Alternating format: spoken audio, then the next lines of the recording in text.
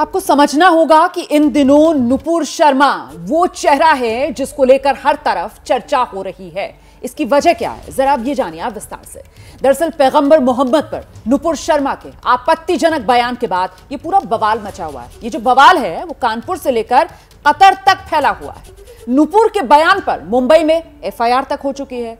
आपको दिखाते हैं नुपुर शर्मा की पूरी कहानी।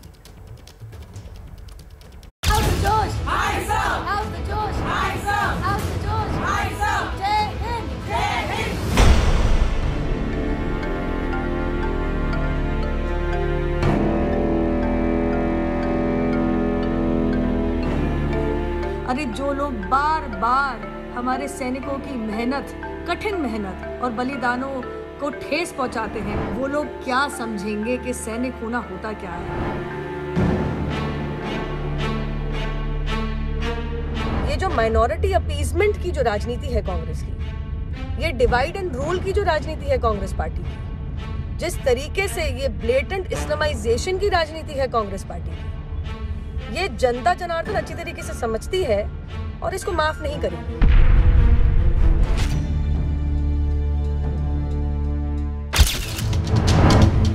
तीखे हमले, हाजिर जवाबी, तेज तर्रार नेता वाला रुतबा और मुखरता से पार्टी की आवाज के रूप में पहचान बना चुकी थी नुपुर शर्मा। तो जवाब देने वालों के पसीने छूटने लगते।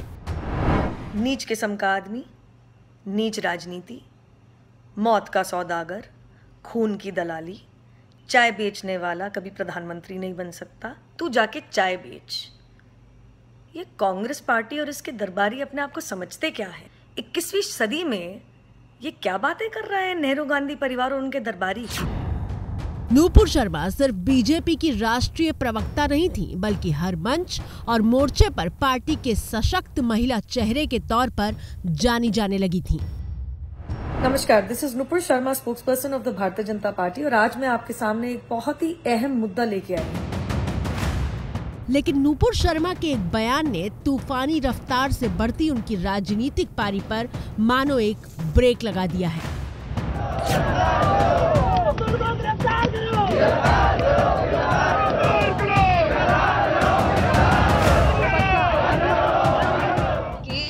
सैकड़ों टीवी डिबेट में बीजेपी का पक्ष रखने वाली नुपुर शर्मा एक डिबेट के दौरान पैगंबर मोहम्मद के लिए ऐसी टिप्पणी कर गईं कि कोहराम मच गया।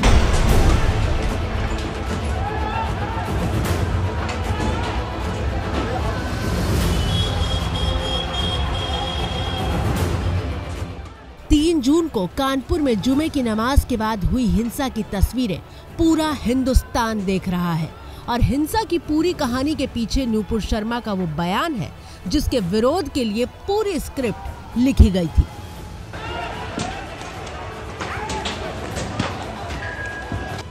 नुपुर शर्मा के बयान के बाद उन्हें लगातार धमकियां मिल रही थी, जिसके बाद दिल्ली पुलिस ने उनकी सुरक्षा बढ़ाने का फैसला किया है। 11 दिन पहले 27 मई को नुपुर शर्मा ने टीवी डिबेट के लिए एक चैनल पर पैगंबर मोहम्मद पर विवादास्पद बयान दिया था। नुपुर शर्मा की टिप्पणी के खिलाफ 1 जून को एफआईआर दर्ज की गई। 3 जून को विवादित बयान के बाद कानपुर में हिंसा शुरू हुई। 4 और 5 जून को दुनिया के अलग अलग देशों में नुपुर के बयान पर विरोध दर्ज कराया गया और 5 जून को नुपुर शर्मा को बीजेपी ने पार्टी से निलंबित कर दिया। 10 दिन के बाद कैसे ख्याल है प्रधानमंत्री को, जबकि हर प्राइम टाइम शो लोग बोलते हैं प्रधानमंत्री खुद बैठकर देखते हैं। क्या असदुद्दीन ओवैसी का डिमांड, क्या असदुद्दीन ओवैसी की आवाज फॉरेन कंट्री के लीडर से कम है क्या? आप उनकी तकलीफ को समझते, हमारी तकलीफ को नहीं समझते आप? क्या सस्पेंशन कोई वजह, अरेस्ट क्यों नहीं किया जाता आपके स्पोक्स पर्सन को? क्या 295 153 आईपीसी नहीं है? 10 दिन तक क्या आप सो रहे थे क्या? हमारी तकलीफ आप महसूस नहीं करेंगे? खतर में होगा, ईरान बोलेगा, मस्कत बोलेगा, सऊदी अरेबिया बोलेगा तो आप हरकत में आएंगे। विरोधी बीजेपी के इस कदम से संतुष्ट नहीं है। नुपुर को जेल भेजने तक की मांग हो रही है। हुकूमत हिंदुस्तान से ये मांग करता हूँ, ऐसे लोगों को पर सख्ती से कानून बना के, जो हमारे भारत के कॉन्स्टिट्यूशन ने हमें राइट्स दिए हैं, उनके ऊपर बाकायदा अदालत के जरिए से सजा मुकर्रर होना चाहिए है, ताकि दोबारा किसी के रहबर की, किसी के पेशवा की तौहीन ना होने पाए। हालांकि नुपुर शर्मा ने एबीपी न्यूज से बात करते हुए उस बयान पर सफाई दी थी जिस पर बवाल मचा है। जो मैंने कहा है, मैंने कुछ रिलीजियस स्क्रिप्चर्स से पढ़ के बोला है, तो अगर आपको आपत्तिजनक लगता है तो वो तो सवाल ही बदल गया फिर, क्योंकि मेरी मंशा नहीं है कि मैं किसी भी धर्म विशेष की कहीं पे भी उसके खिलाफ नफरत फैलाऊं या इंसल्ट करूं या गाली गलौज करूं या फिर माहौल खराब करूं।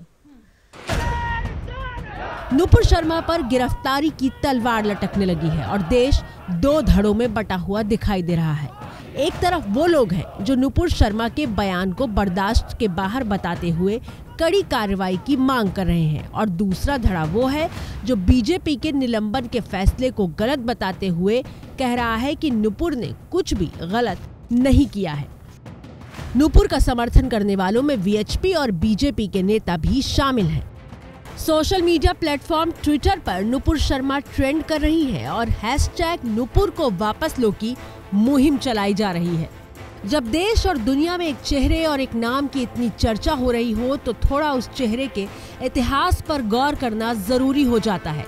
ये जानना जरूरी हो जाता है कि नुपुर की राजनीतिक उड़ान आखिर कहां से और कैसे शुरू हुई थी। रिटायर्ड नेवी के एक अफसर थे मदन शर्मा जी, इनकी पिटाई करने के लिए, इनकी आंख फोड़ने के लिए 6 शिवसेना के कार्यकर्ता गिरफ्त में क्यों लिए गए? आप ही की सरकार ने लिए जनाब, आप ही के गृह मंत्रालय ने लिए। ये हमारे पे आरोप उल्टा ना लगाएं। इन्होंने अप्रैल 11, 2022 या उससे पहले होने वाली अतिक्रमण के डेमोलिशन के बीच में धर्म क्यों नहीं ढूंढा? पिछली बारी एनसीपी ने कब पूछा था कि जुम्मे नमाज के लिए बिना परमिशन जब 5 बारी सड़क रोकी जाती है तो वो सही है या गलत है? हमें विश्वास है कि हमने काम किया है। डबल इंजन की सरकार, चाहे वो वैक्सीनेशन ड्राइव हो, चाहे वो गरीब कल्याण योजना हो, चाहे वो सड़कें हो, चाहे वो इंफ्रास्ट्रक्चर। आम आदमी पार्टी ने जो बोला कि हम दंगे का माहौल फैलाना चाहते हैं, भैया माहौल छोड़िए, आपके तो कार्यकर्ता नेता ही दंगाई हैं। पिछली बारी एनसीपी ने कब पूछा था? हाल ही में बता देती हूँ। जहांगीरपुरी के अंदर मस्जिदों में से पेट्रोल बम, पत्थर, बंदूकें, कट्टे सब कुछ बरामद हुए। ये क्या आस्था का विषय है? ऊपर से आप ये और बरगलाते हैं, हम और मारेंगे, और बम मारेंगे, और गोली से मारेंगे निर्दोष कार सेवकों को। हिंदुस्तान 37 साल की नुपुर शर्मा को उनके इसी अंदाज के लिए जानता है, जो बीजेपी पर उठे सवाल और हमलों का जवाब देने के लिए मीडिया के सामने हाजिर होती हैं। गलती ये मैं काफिर हूँ, गलती ये है कि मैं कुफ्र हूँ, आपने इनकी बात पे ध्यान नहीं दिया। गलती ये है मैं कुफ्र हूँ, मैं काफिर हूँ, इसलिए इनके घर के बच्चे तो बंदूक चलाएंगे क्योंकि मैं कुफ्र हूँ, मैं हिंदू हूँ। अरे तुम कैसे हिंदू हो गए? बात तो इनकी ये है असल में। लेकिन उनकी राजनीतिक पारी की नींव साल 2008 में रखी गई थी, जब नुपुर शर्मा ने दिल्ली स्टूडेंट यूनियन का चुनाव लड़ा था। 2008 में अखिल भारतीय विद्यार्थी परिषद के टिकट पर नुपुर ने छात्र संघ अध्यक्ष का चुनाव जीता, और ये वो मौका था जब नुपुर ने अपनी जीत से एबीवीपी के 8 साल के सूखे को खत्म किया था। ये तो सभी लेकिन दुख भी इस बात के 3 सीटें हमारे घर से, हमारे हाथ से गई है। संगठन और मेहनत करेगा और नेक्स्ट टाइम तो सुई भी करेगा। ये वो दौर था जब स्टूडेंट यूनियन में सिर्फ एनएसयूआई का दबदबा था। नुपुर 2008 में डूसू की प्रेसिडेंट बनी थी, जबकि बाकी तीनों पदों पर एनएसयूआई ही जीता था। इसके बाद नुपुर शर्मा बीजेपी की यूथ विंग यानी भारतीय जनता युवा मोर्चा का चेहरा बन गई थी। नुपुर शर्मा के पिता पेशे से व्यवसायी हैं। नुपुर ने हिंदू कॉलेज से इकोनॉमिक्स में ऑनर्स किया है। इसके बाद नुपुर ने एलएलबी की डिग्री ली। छात्र संघ का चुनाव जीतने के बाद Nupur London school of economics गई, जहां से उन्होंने लॉ में मास्टर्स की डिग्री ली। नुपुर ने एक प्राइवेट फर्म के लिए काम करना भी शुरू कर दिया था, लेकिन राजनीति उन्हें फिर से खींचने लगी थी और नुपुर ने नौकरी छोड़कर राजनीति ही करने का फैसला किया। 2010 में नुपुर को भारतीय जनता युवा मोर्चा की मीडिया सेल का प्रभारी बनाया गया। 2013 में नुपुर दिल्ली बीजेपी की वर्किंग कमेटी की सदस्य बनी, लेकिन नुपुर शर्मा को देश ने तब जाना जब बीजेपी ने अरविंद केजरीवाल के खिलाफ उन्हें मैदान में उतार दिया। नुपुर शर्मा नई दिल्ली सीट से अरविंद केजरीवाल के खिलाफ चुनाव लड़ी थी और करीब 31,500 वोटों से हार गई थी। हालांकि नूपुर को 28% वोट मिले थे। नूपुर शर्मा चुनाव जरूर हार गई थी, लेकिन उनकी कानूनी पढ़ाई, राष्ट्रीय मुद्दों पर उनकी जानकारी और हिंदी अंग्रेजी दोनों भाषाओं पर सटीक पकड़ की वजह से वो देश के मुद्दों पर होने वाली टीवी डिबेट में बीजेपी का पक्ष रखती दिखाई देती रही। और फिर आया साल 2020, जब बीजेपी अध्यक्ष जेपी नड्डा ने अपनी टीम बनाई और उस टीम में नूपुर शर्मा को जगह मिली। नूपुर को बीजेपी ने अपना राष्ट्रीय प्रवक्ता बनाया। आपने एमसीडी के कर्मचारियों को पैसा दिया? नहीं। अगस्त 2020 में they were pulled up by the Delhi high court for not paying salary of sanitation workers. The proportion of PWD to MCD roads management is रफली 80 to 20%। इसके बाद नूपुर शर्मा बीजेपी की फायर ब्रांड नेता के तौर पर स्थापित हुई, जो पार्टी के हिंदुत्व वाले मुद्दों से लेकर विकास के कामों तक का हिसाब देती हुई दिखाई दी। जवाब दूंगी रूपिका जी, चुप तो हो जाए। इन्वेस्टिगेशन क्यों नहीं चुप किया? तो हो जाए। अगर क्यों इतना घबरा गई बड़ा है? अलगाववादी, क्यों घबरा इतना गई बड़ा आप? आप आतंकवादी क्यों घबरा गई? दिल्ली का मुख्यमंत्री अब मैं बन जवाब गया दूंगी तो क्या जाएगी। करेगी? आपका दूध का दूध क्यों पानी नहीं का केंद्र पानी हो सरकार ने जाएगा। जांच करी? आपका उनका रायता कुछ फैल बात जाएगा। करनी है ना? क्यों घबरा रही है? क्यों नहीं बोलने दे रही? अगर हालांकि नूपुर शर्मा के बयान पर विवाद पहली बार नहीं हुआ है। 2015 में वो केजरीवाल को लेकर एक बयान दे चुकी हैं, जिस पर विवाद हुआ था। 2017 में गुजरात की तस्वीर को कोलकाता हिंसा का बताते हुए शेयर करने पर कोलकाता पुलिस ने मामला दर्ज किया था। 2020 में टीवी डिबेट के दौरान नूपुर आपा खो बैठी थी और पैनल में मौजूद शख्स के लिए आपत्तिजनक शब्द का इस्तेमाल किया था। लेकिन पहले कभी नूपुर ने ऐसी टिप्पणी नहीं की थी जिस पर देश के अंदर और बाहर दोनों जगह बवाल खड़ा हो जाए। यूएई से लेकर ओमान तक, इराक से लेकर मालदीव्स तक और इंडोनेशिया से लेकर लीबिया और बहरीन तक, ऐसे तमाम इस्लामिक देशों की लिस्ट लगातार बढ़ती ही जा रही है जिन्होंने नूपुर शर्मा के बयान को लेकर आपत्ति दर्ज करवाई थी। हालांकि नूपुर शर्मा के खिलाफ हुई कार्रवाई में देश ही नहीं दुनिया भी बटी हुई है। नीदरलैंड्स के सांसद गिर्ट विल्डर्स ने खुलकर नूपुर का समर्थन किया है। उन्होंने कहा है कि ये बहुत हास्यास्पद है कि अरब और इस्लामिक देश भारतीय नेता नूपुर शर्मा के बयान पर भड़के हुए हैं। उन्होंने सवाल किया है कि भारत क्यों माफी मांगे।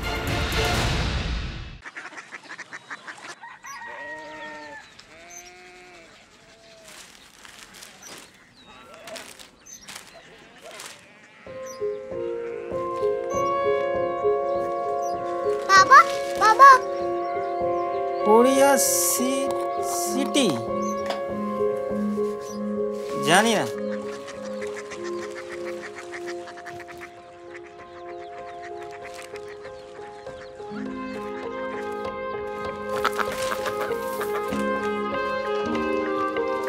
Korea city?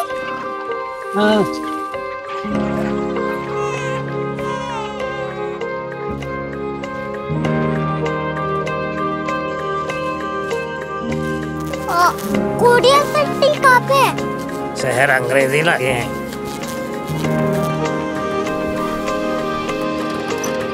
Korea city.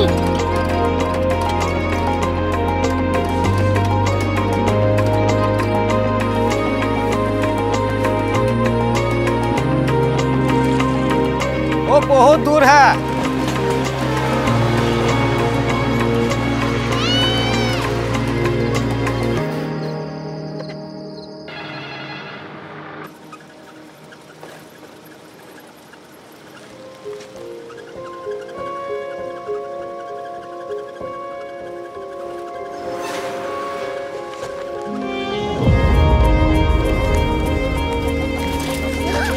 Korea city.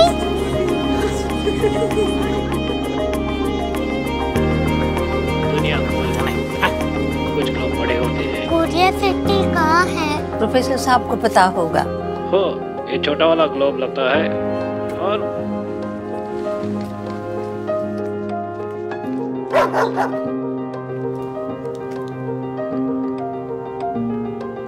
पता नहीं, मेरी बेटी से जाके मिल लो, शायद उसे मालूम हो।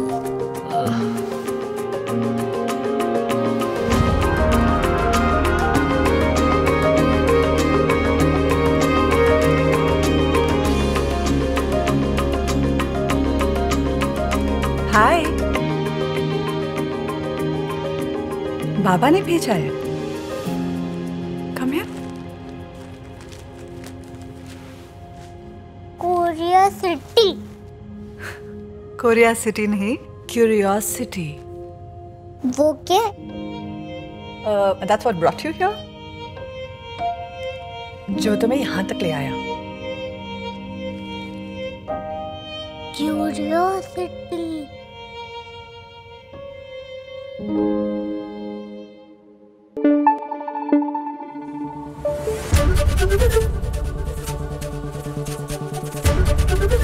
ABP न्यूज आपको रखे आगे।